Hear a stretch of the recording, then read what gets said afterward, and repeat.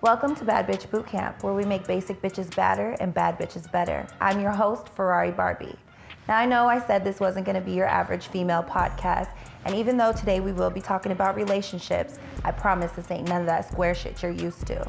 Women are easily manipulated and enticed by material things.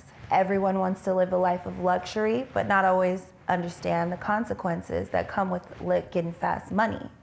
It's all fun and game until the feds get involved, and when the pressure's on, many fold.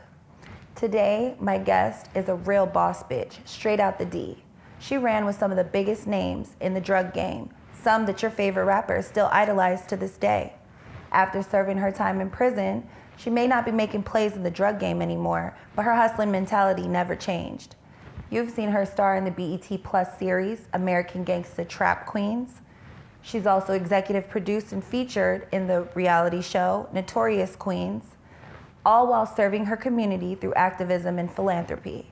Please welcome my guest today, the First Lady of BMF, Tonesha Welsh. Welcome to Bad Bitch Boot Camp. Thank you for having me. Thank you for being here. You look beautiful today. today. You look really amazing. Thank you so much. This is Bad Bitch for real. Thank you, Ferrari Barbie. Yes. The coach. Yes. I'm trying to make these basic bitches badder and these bad bitches better. Oh, love it. So welcome to Atlanta.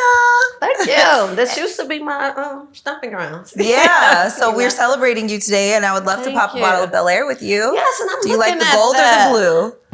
I'm looking at the colors. I don't know. I mean, I never knew the blue. Let's go gold. Gold is Let's always. go gold. Let's right? go gold. Gold Let's is go gold. Always. So you're from the D. Yes. From Detroit. Can you tell us a little bit about how you grew up? I grew up in a two-parent home. Grew up with my stepdad and my three brothers.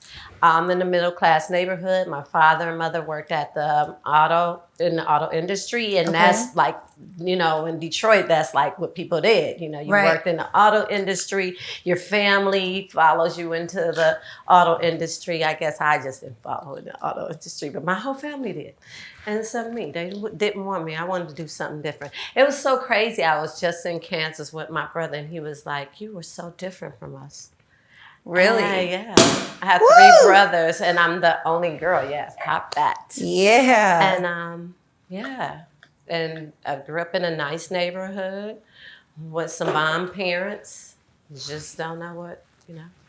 So would you have considered yourself like square growing up? Never. Never. Ever. No. I just, I think growing up, I wouldn't say, I don't know. I think growing up with the three brothers and just a mom, maybe they kind of doted on me. So I kind of grew up entitled and spoiled. I hate to say entitled, but I think that's what kind of did it. So I ran the house. So then I figured out, okay, this is easy. Right. I didn't realize it then, but I just had that. My aunt was telling me not too long ago that I always had that leadership, mentality as a young girl. My uncle used to call me GOAT. And I'm just like thinking about what they use in GOAT for now. And I wonder why he always said that. And I'm just like, okay, he's like, GOAT, you a GOAT, go ahead. Right. And I never knew what that was about, but I guess they seen the leadership in me as a young girl. Yeah, Boston's birth. Bob, yes. Cheers to you. I love that. Yes. So, Good. I think a big misconception that people have of women who get into the street life or like the bad boys is that they don't have a positive male role model growing up. So do you feel like you had that? I think my stepdad was. I think that I just, for some reason, grew up rebellious. I don't know why. Maybe thinking because he was my stepdad and wanted to rebel. But I think it was positive. He always worked. He always took care of my mom. He would always say, I remember him going to work, bringing in his check to my mom and she figuring out the bills. He taking care of the home. He was real stern though, real disciplined. So I think I rebelled against that. I didn't like rules. Okay. And I think, I think that was it. I think I did grow in a positive. I'm just, like I said, I don't know why I rebelled. I just didn't want to do what everybody else did. So you grew up on the west side? Grew up on the west side of Detroit. So what took you down to the east side? Oh, one of my brother's girlfriends, introduced me to the East Side. She was Okay. like, hey, come to this party with me. And I was like, so game, you know, like, Right. yes, take me to a party. So we went to the East Side. To the Rooster Tail. And it was a whole different world for me. I always, you know, stayed on the West Side, didn't know anything about the East Side, didn't know anything about the East Side bad boys. But when I seen them, I was turned out immediately. You was You turned out. Have you ever did that? Have you ever went in somewhere like, oh my God. Chicago did it for me. Yes. It was just like glitz and glamour. In my world, it was glitz Yeah. and glamour. I had never seen it. And immediately I wanted to live like that. They were just those type of men and women. What was it that was so attractive to you at that time? I think it was when we first pulled up the cars, the jewels, the women. You know, everybody was much older than me. My brother's girlfriend, she was much older than me, and I'm tagging along with her. So she showed me a different world. And when I went in there, I knew I was probably the youngest in there at that time. But it was like amazing to me. Immediately, I was attracted to that world. Yeah, it was Yeah. just like, what is this? What This is not real. It was just fabulous. Even like, you know, I went back to the Rooster Tail and they were telling me, explaining to me, you know, the history of the Rooster Tail.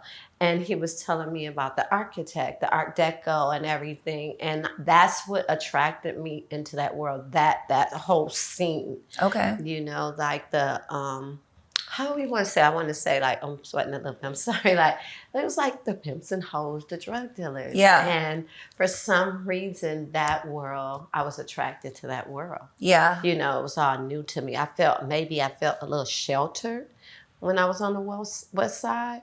But when I see now, it's like, okay, this is me. This is where I belong. Right here. Right. Right here. Yeah. So do you feel like when you were attracted to that lifestyle, did you know like any of the like ugly parts of it?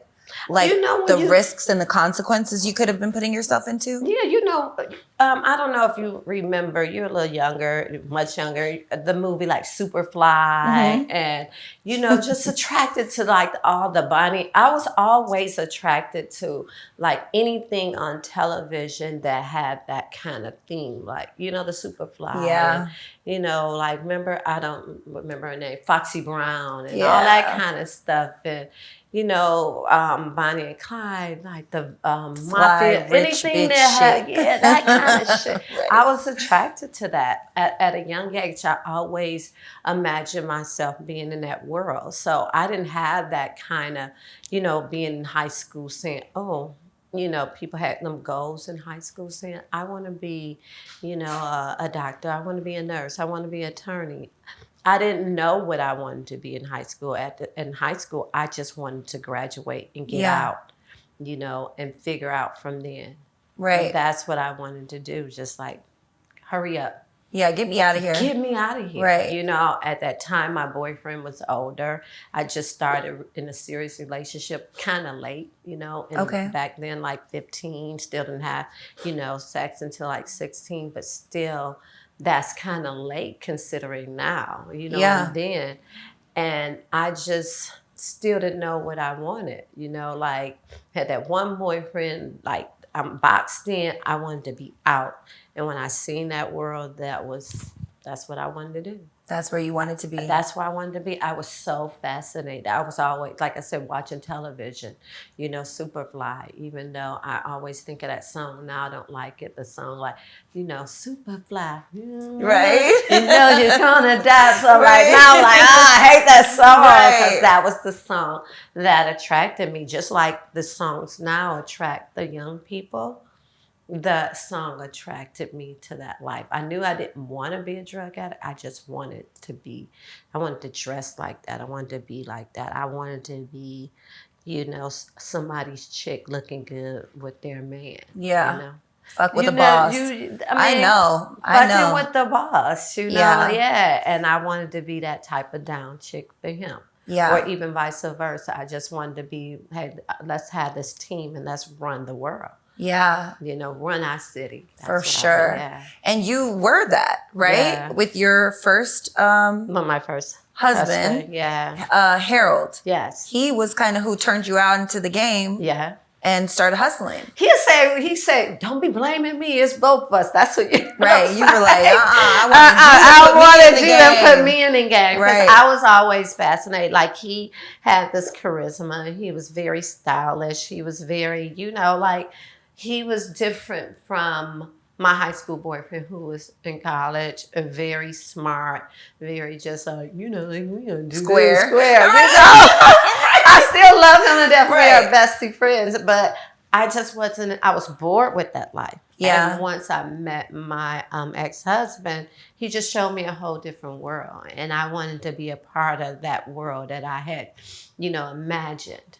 And kind of turned me out, I guess. So do you feel like he gave you what you wanted, what you were looking for? I think so. Yeah. I think it, yeah. And how did that go with your guys' relationship? Like, how'd you guys get started? We got very toxic, but we got started in like, me just watching him be with his friends and, him being on the east side. You always hear, I don't know from what side of town you are in Chicago, but you always hear certain sides of towns. Right. And being from Detroit, we always hear like, oh, the east side, you want to be with the east side guy, or, you want to be, and the east side guys wanted to be with the west side girl. So I had that chance. Okay. And once I met him, it was immediate attraction.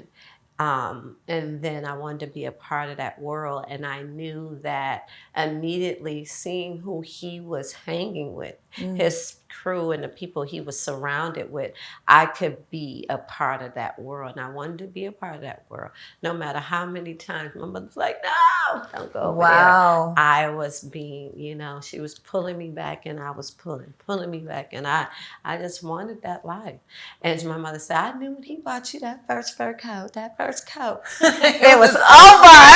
It was over. Yes. There was no coming back. I was already turned out. He's giving me his whip, right away. And there was just no turning back. So coming from where I come from, being someone's bottom bitch from pimping and hoeing, that's what attracted me was the boss. I want to be his, we see their main chick and we're like, we want to be just like her. Right. Uh-huh. Can I be your girl too? Right. Can I look like this? Right. Can I do this? And, with my situation in pimping and hoeing, like he gives us a program, a plan, and then it's our job as a bad bitch, a bottom bitch, to meet those standards. Uh-huh. But in your case, I feel like your man just, by what I've heard and followed from your story, he brought you in and let you be a partner. And because I'm I grew up I don't know anything about being a follower. Not that I want people to follow me. I didn't even think about you are a leader. I just don't know how to take rules very well. Okay. Like you saying a bottom bitch, that would just drive me nuts for somebody to tell me what to do. Right. And so I wanted to be a part. I wanted to be a team. I want us to be a team.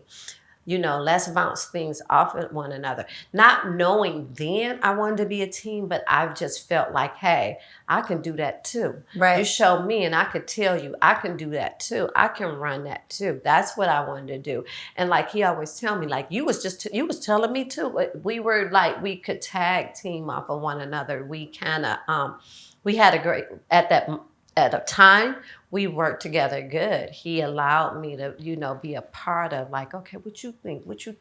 And I've always thought that I could do it better. I'm like, I can do that better than you. Like, let me handle it. Mm-hmm. And I mean, I don't know, in the pimp situation, they might have let the bottom bitch or they run the other hoes. He would just let me, he knew that I had it in me, that I could do it. Cause I was like, once I learned something, I got that. Yeah. I'm gonna run that. I can boss up with that. Show me the game and let me make the play. Show me the game and I can do it. Like now, like coming home or just finding my way now, I know that I always tell people, okay, well, what is this? Okay, I can do that. I can run that. But younger, I didn't know that. I didn't have that mentality like, okay, once you learn something, you can do it. You can run a Fortune 500 company.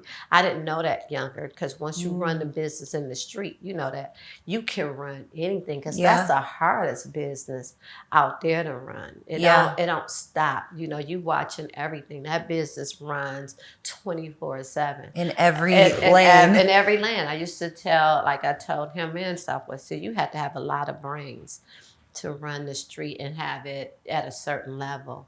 Yeah. You know, and I guess that's what it was. He trusted me in that. You know, we came together and he trusted me in that, and it was just, and he had trust issues anyway. You know, he don't let you. Oh, he had trust issues, and he trusted me. He knew that I can get it done. I had his back. We can work together. He don't see me do the worst.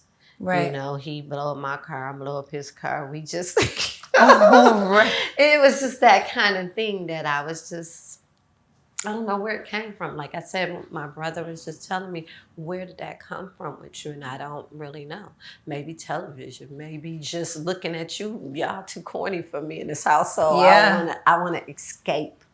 And that's what I did. I escaped and met this person that, it wasn't at a time, it probably wasn't nothing that I wouldn't try. You know, I think about it all the time. I didn't have a fear of anything. Probably people would have said, "You think we can rob a bank?" I probably would have. You know, I'm just thinking now how you reflect. Do you reflect back a lot? I reflect back a lot.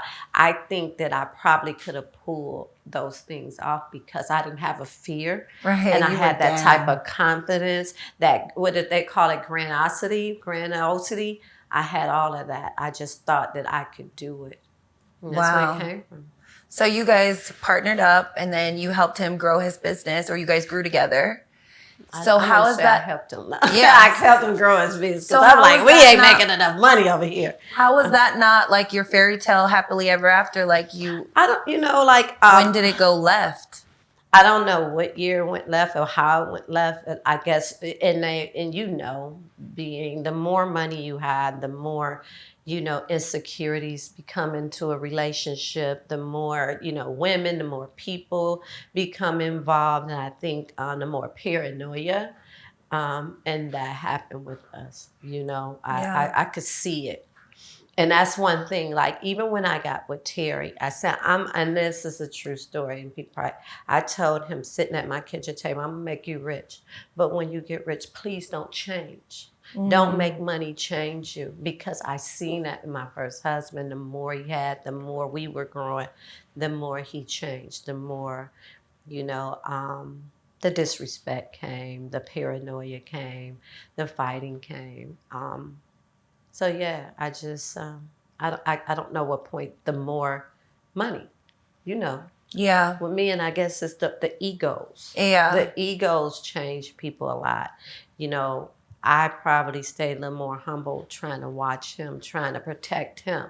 I wanted to be that same person that protected him. He didn't want that, you know. He became more like, you know, you trying to be, and that's when it came, you know, the more insecure he came. So do you ever feel like maybe he got jealous of your success from the game that he gave you? And do you ever feel like, okay, in my situation, my dude put me in charge of a program. He gave me the plan, he gave me the rules, and he said, this is how much I need it to make. I exceeded his expectations. I had his shit moving. He didn't even have to come to work. He was getting paid without even seeing these bitches. I had his, but then he started getting jealous of me. And I'm like, how are you? And that's where our abuse started, because he had to let me know, bitch, you're not better than me. And I'm like, I'm doing what you asked me to do. Right. You know, so in my opinion, I feel like men get, like you said, insecure, jealous, or, well, I think they get jealous because, and I don't know how you can compete with your bitch. I don't know either. But what I think would happen with him, the more he grew, the more powerful, the more women was looking at him. And I think he had to calm me down, so, you know, he could look for all the bitches, like you said, and all the, you know. Yeah, I think that's what happened with him. And yeah, they dare not want you to look more powerful than them. Right. And I think in some ways you do start getting more attention because I think people know, even myself, if I see a man, I immediately watch who's surrounding him, his whole surrounding, and I immediately look at his bra. And I kind of say, I can tell if she's a bad bitch or she's a weak bitch or she's just, so I think when they start seeing, oh, she's getting too much, like you said, too much attention, people's knowing her name, that could have played in it. But I'm not really, I think a lot of it because we both were starting getting to know. And I'm starting to watch you too. You watching me. You doing too much, buddy. You starting to have too many hoes around you. So I got to calm you. He got to keep me down. Right. Like I'm going to give you a baby. You going to stay at home. I'm not a stay at home. Right. You didn't meet me like that. Exactly. And so I think all of that, like you said, all of it with me and play into it. And people don't realize it, but it does. Yeah. Especially with a street guy, you can't outshine him or look like you outshine. You can't come through a room and you got to look beautiful and quiet. Yeah. So Men always say they want a boss bitch, but then they don't know what to do when they get it. When they get the boss bitch. Yeah, and then they steady whine and dine a bum bitch and complain about it. And then you get like it's always an issue. Yeah. And I think like now, like we come back to we talk about, things back in the day, and all of that played in it, that all of it played a part in it. And you said you guys had a toxic relationship. Eventually, it was toxic. Yeah. I followed your story, and I see you stabbed his ass. It got right back with him. They took me to jail. I'm like, oh, I hope did he bail you out? He didn't bail me out. What happened was, back then, if you press charges, you had to press charges on a person. Okay. And he didn't press charges within like 48 hours, so they released me. But now, I love the laws now that the state take over. That, if you're in an abusive relationship, they take over. But he didn't press charges. I had to go home, and we were... You know how they go. I had laid in bed like, this nigga gonna die tonight. He gonna die tonight. I had my knife. I'm like, he gonna die tonight. But we was in such a toxic relationship that I don't know what drew us, but that toxicity drew us together. And like, that's just one thing. Like, he even showed like at the end of our relationship where he ran into my car. But all through it in our 20s and like we were doing some crazy things to each other. Do you think it was the money, like you guys were more addicted to, that kept you together? For me, it was. Like I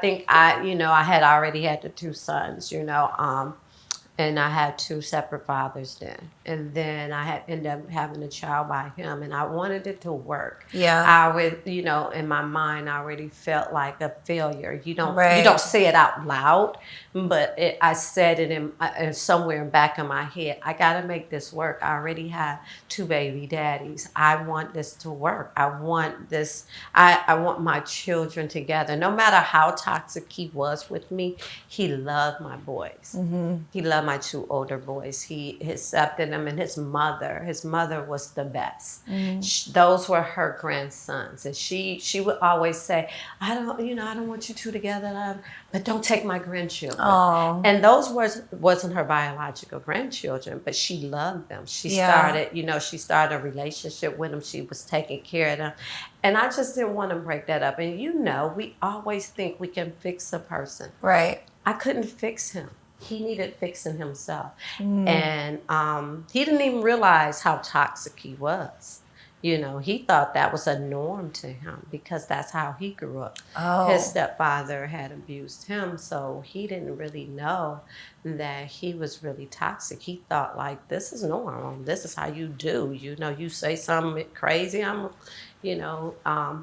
that's what I learned later from him. And later on conversations, and now we talk about it. And after our divorce, and while he was still incarcerated, he because he wanted to always like apologize. He still apologized. I'm like, look, if you apologize one more time, I'm never gonna talk to you again. Because it makes me keep reiterating and keep thinking about it. I'm over it, I'm good. I understand. You know, it wasn't, I could have got out of it a long time ago also.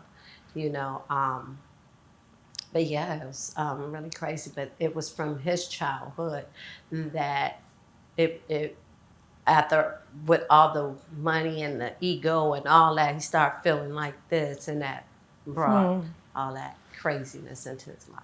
And then you guys separated when he went to prison. Yes. So you guys had a connect, and the connect got knocked, right? And that took him down. Not you, but him down as well. It took, well, the connect ended up turning to be an informant, and that took him down.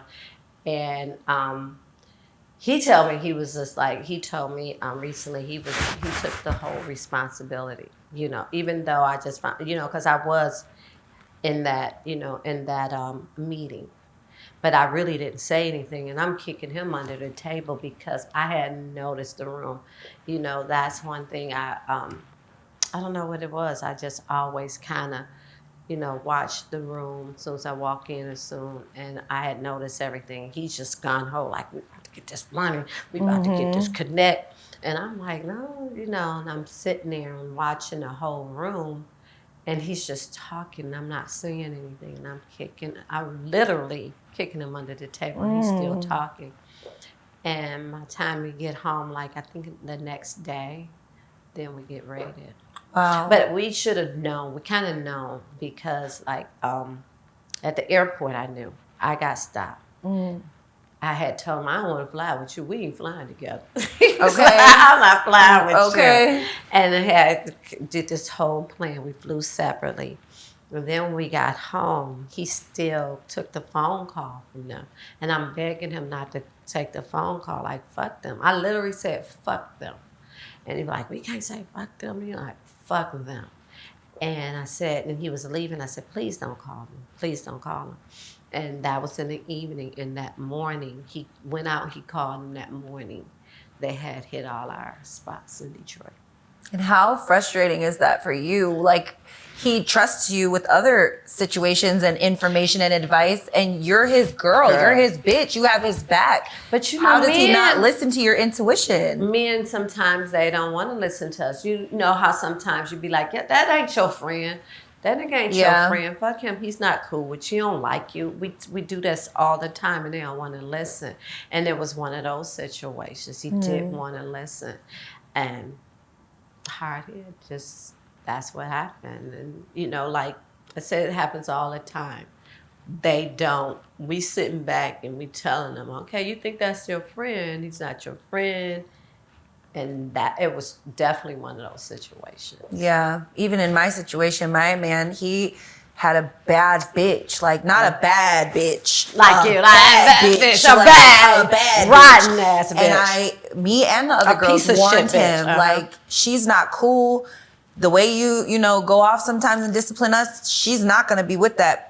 If anything, let us whoop on her instead of you know. And he took matters into his own hands and caught a case and dismantled our whole operation. But it's like, you would have listened to us for anything else, any other advice. Like, how do you not trust your team? Right. And that was the most frustrating thing for me. So when I seen your story, I'm like, what? And then going down the line again, you know, and I'm like, how do you not trust your bitch?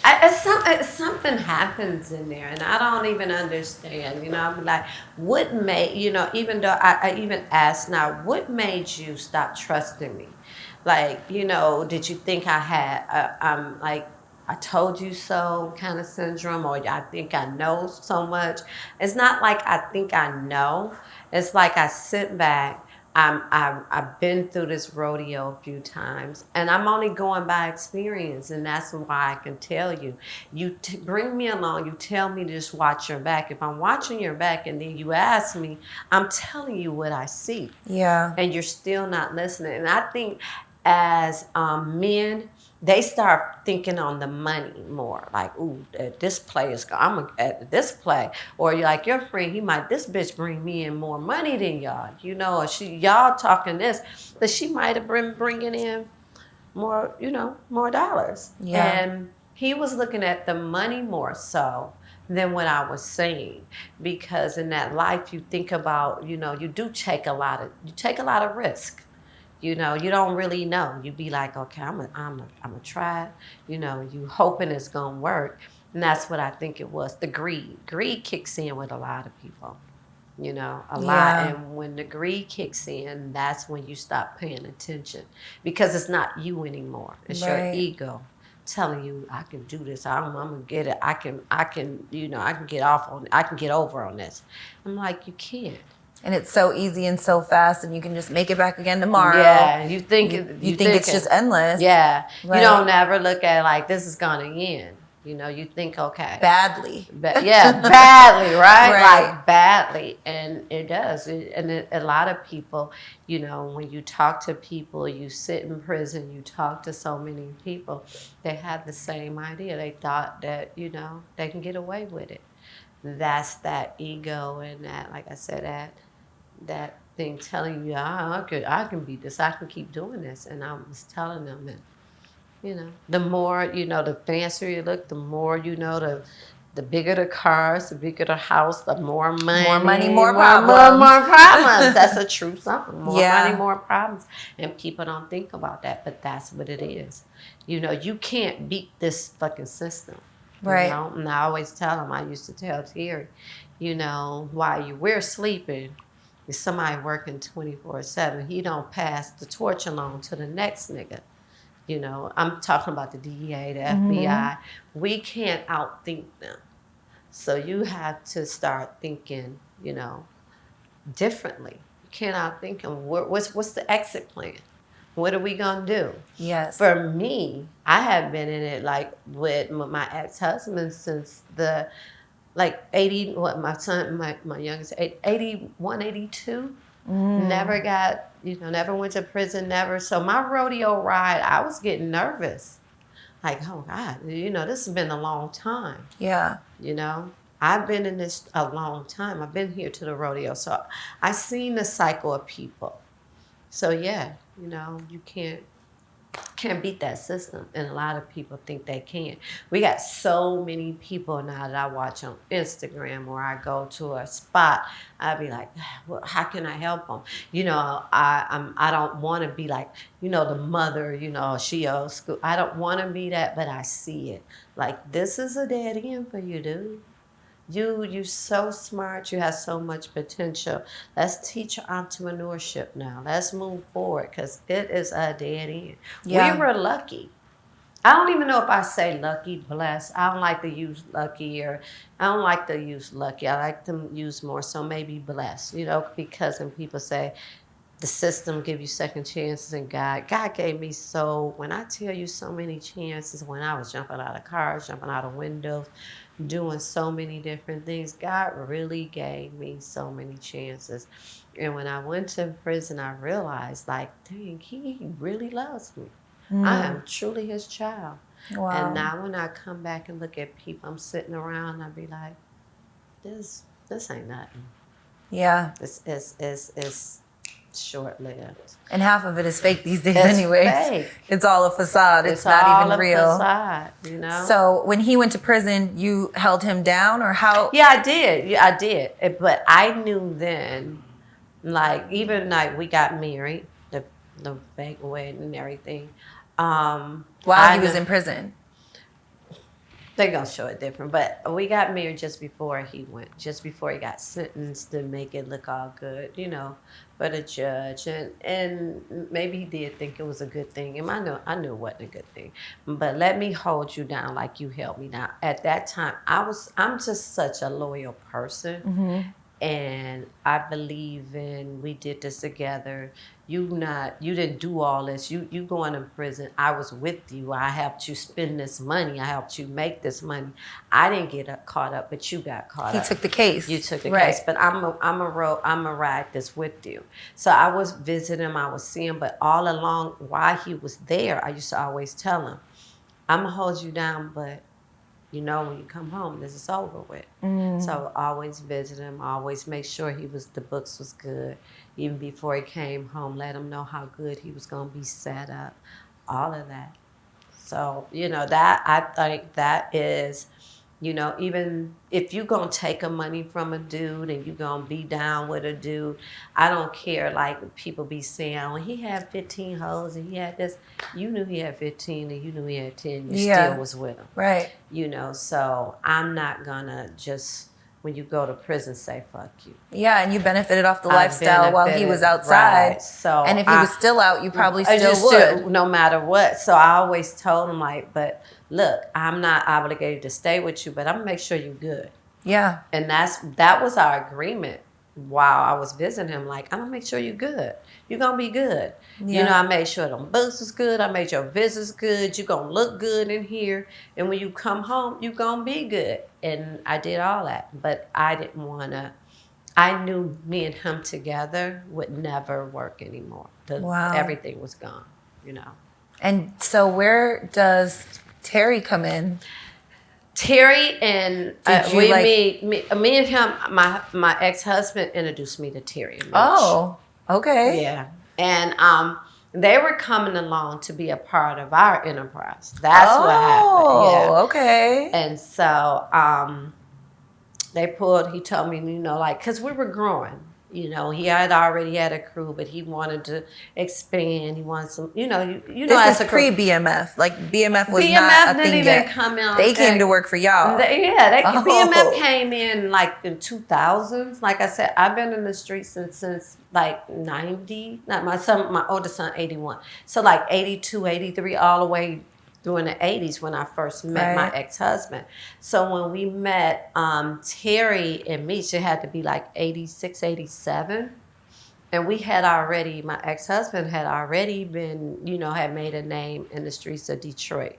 So when he brought them along, they were just part of helping, we need some more people. We getting these things. These things are growing. We need more people to, help us distribute it. And so that's why when Terry and Meech, they called them the 50 boys. Oh, yeah. And the 50 boys, they were doing rocks. That's like 50. I don't know nothing about that. People always say, well, what is crack? Yeah, and I guess Boulder 50 rocks. Okay. And so, but when they came to be a part of us, my ex-husband were selling keys already. So he brought them he expanded them. Mm-hmm. So he brought them in to help expand. I heard about these two young brothers. What I've heard from him is he met Meech through his ex-baby mama, whose name was Yolanda. So Yolanda introduced them to the two brothers. My ex introduced them to me and say, hey, I'm going to bring them, some other couple of guys in. They from Southwest Detroit. I never knew what Southwest Detroit was in my life. I lived in Detroit all my life. Wow. Never had been there, never knew anything about it. And so we always would meet on I call it the famous Coyle Street. I grew up on Coyle Street, so we used to do a lot of deals on Coyle Street. Okay. So he was like, hey, we're going to meet on Coyle. Like, okay, I'm going to pull up. They were already there. Here I pull up, BNC. Boss bitch. I pull it up. Whip.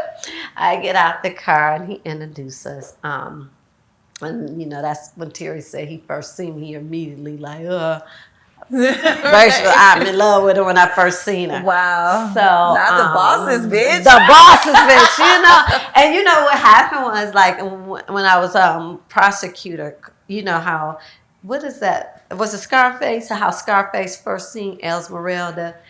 She did this whole scenario in court. No, Your Honor, she was right there, and when that whole thing, I'm like, oh, what is she talking about? But that whole kind of scene, and so after that, my ex-husband, he put Terry under me to make sure that I was good and watch me when I was doing certain things, especially when he was away. He didn't favor Meech too much but Terry was a real hustler. Meech was just, wilding. But Terry was about that money, and my ex-husband was about that money. More structured. More structure, more business is how it is. So he put Terry under me. And by Terry, me and Terry used to always be together. It was a friendship that developed. People thought it was immediately, but it didn't happen until like 5 years later. That's why, like when they do the BMF and they act like he was 17 in high school and I'm a married woman and I'm screwing around with this kid. It didn't happen like that. It grew into a relationship after my husband was in prison. Okay. Years later.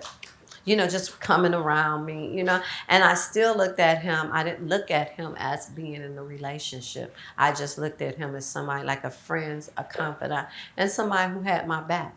And then, but I knew he liked me, and I said, well, stop playing, like, oh, go, that kind of situation. But one day, I just looked at him different after I put him in I hate to say this, like, I put him in a different position. Like I said, like, I knew that why you can't grow in this business. Here I am.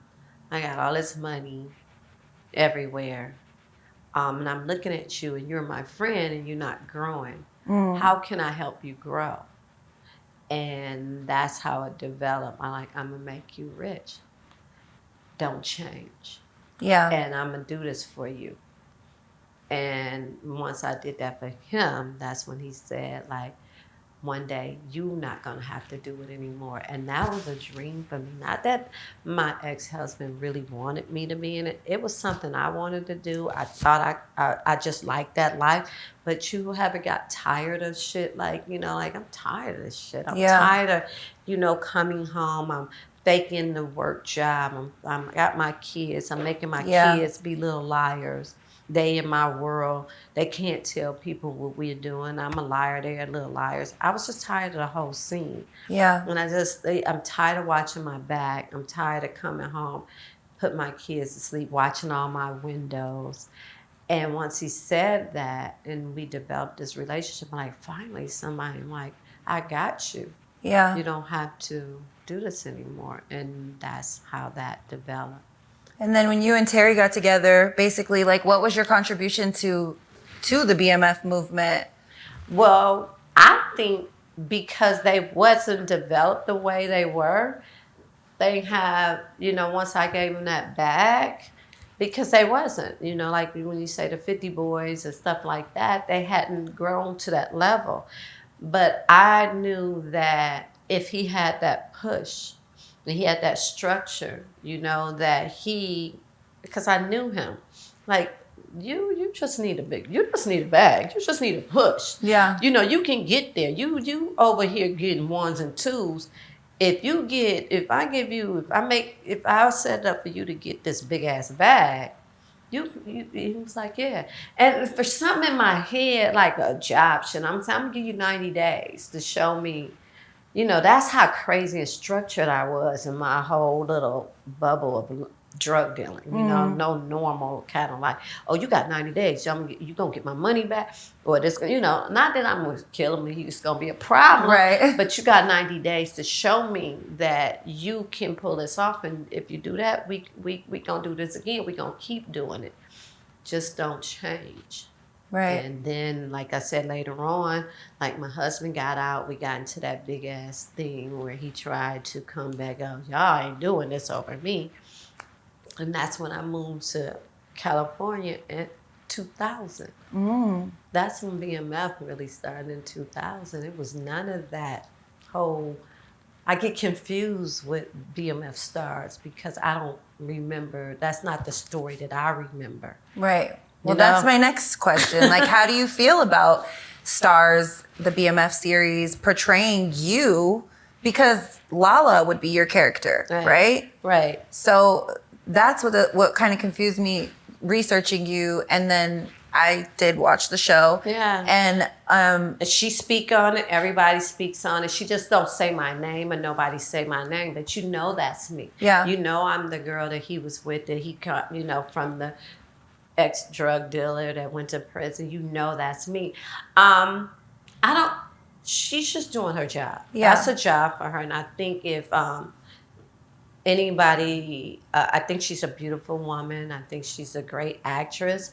I I would love to have sat down and talked to her, or them allowed her to talk to me, because there's so many personal parts in that story, like the abuse and everything. It took me years and years and years to talk about that. Nobody knew that until like later on, I think until 2021, when I talked about it on Trap Queens.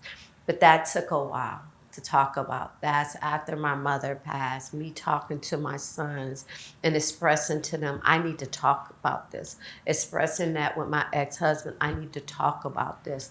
And they all said, you do need to talk about this, because that might be what's going on with you. I started being closed in, it going into a small, like a depression, after my mom. And they like, you just need to talk about it. And so after Judge Mathis and A. Smith and Company asked me, they kept asking me, like, come on, talk about it in Trap Queens. I started talking about it. But then when I seen it on BMF Stars, that wasn't a part of Terry's and BMF and Meech and the Plenary's life. That was my life. That was my story. That was something that took me years to talk about. And you're triggering something about me that y'all didn't want me a part of that story. So why couldn't you create a different story? You everything about the story that I'm watching is kind of fictionalized. Why didn't you fictionalize that part? Why did you have to take that part of my life? And when people ask me about it, or people ask my children, my sons, I want to say children because they be like, we ain't children, my sons about it, that they don't have to feel they don't have to feel embarrassed, or their dad don't have to feel embarrassed because they talked about it. We're not all friends. So why take something, even like I said, Terry, whatever happened between us, you were supposed to protect me at all costs because I protected you. Why wouldn't you protect me in that? Why would you allow them to take the most intimate part of my life, and discuss it on screen and then not talk to me about it? Why couldn't you ask me, well, how do you feel? How did this happen? How did it make you feel? Because even doing my movie now, it was hard to watch, but they were so like Mega Minds and BET were so compassionate, show so much empathy and compassion when it came to doing those scenes, because you never know how a victim feels. Right. I never knew how it affected me, So your movie is coming out and you're finally going to get to tell your side of the story. Yes. So tell us about your movie.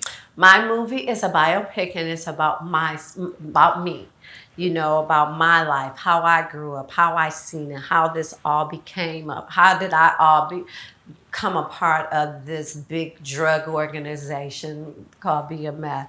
And it's amazing, like it's from my eyes, how I seen it, how I, pictured it, how I walked through it, my path, my journey. Yeah. And I just hope that, it's a amazing story. It's a true story. The way I remember it. And you're personally working on it. I'm personally working on this from, your my mouth. voice. Right. And I just hope that, my journey I just wanted to inspire women, not to, not to look at all the trauma and everything that went through, that they can look at me and say, wow, she came through it. Because once you see it, it's so many different layers. And I just wanted to inspire women to say she came through it, and look at her now. I don't wear all that no more. I don't wear the scars. I used to think people could see them, but now I know, like, no, I'm strong. I'm here. You don't look like anything you've been through. Yeah, so it's an amazing story, and I just hope that people can watch through my journey and get inspired, and it can get them hope and a vision, and they can make it through. Yeah. Yeah. Well, I'm so happy for you. Congratulations. I can't wait to see it. Thank you. And I'm going to need to be invited to that premiere. Oh my Real God, hosts need real questions. yes. Red carpet asking Yes, questions. yes. But so let's get into that. Real hoes need real answers. Yes, yes. So what would you say, like, to a woman who would be in your situation in prison, feeling like it's over after living that lavish life, getting knocked, going to prison, and just like, what advice would you give a woman, like, to motivate her that she's going to be okay when she comes out? I think that every day that you wake up and you take a breath of fresh air, and it's always a chance of hope. And I just say keep pushing. You know, we all can get down on ourselves and we can all get depressed, but I tell you, from me in my mouth and journaling and talking to yourself, and every day speaking positive words to yourself, and keep pushing, get surrounded by some positive queens, some positive people. It's nothing is over. Nothing is over. You can get through anything. Yeah. I swear to God, anything. Anything. As long as you can say, you can take a breath. Like I'll tell women, get up, make your bed, and if you got to make your bed, come to the couch. It's a step. Just every day. Just keep every day talking to yourself. Keep motivating yourself. Keep pushing, because it's always hope. Always. Yeah, and you're living proof. Right, and you're never too old, because, you know, young girls, young women always want to be like, oh, bitch, no. Right. You can look at me. You only get better and better. You only get better and better. I Yeah. would never thought that I would be where I'm at today. But like I said, my mother always would tell me, it's going to get better. It's going to get better. And I tell people, if you keep trying, no matter how bad it will get better. It will get better. If you ain't got nothing else but a pair of pants, a t-shirt, and one pair of shoes, just keep them clean. Keep yourself up. It will get better. I promise you. I promise you it gets better. Well, thank you so much. I really appreciate you today, and I think you gave us a lot of good game. Thank you. So cheers to you, and the first cheers lady to you. Tonesha Welsh story coming soon. Y'all better watch it. Yes, we're in there. Tune in. Yeah, thank you so much. Thank From you. Bad Bitch Boot Camp. We Yes. out. Thanks. Cheers. Bad bitch.